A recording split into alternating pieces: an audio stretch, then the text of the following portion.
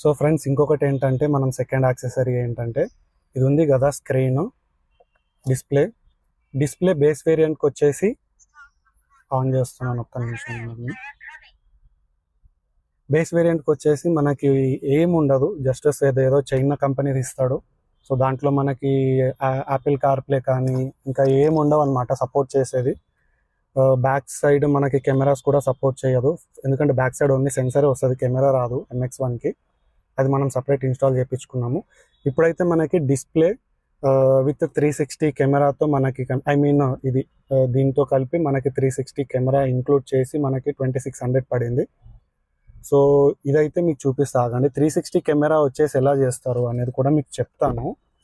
So ఇదైతే మీకు చూసుకున్నారు కదా, ఇది ఆండ్రాయిడ్ ఆటో కార్ప్లే అనమాట, యాపిల్ కార్ప్లే ఉంది ఇందులో. సో బాగుంది ఇదైతే.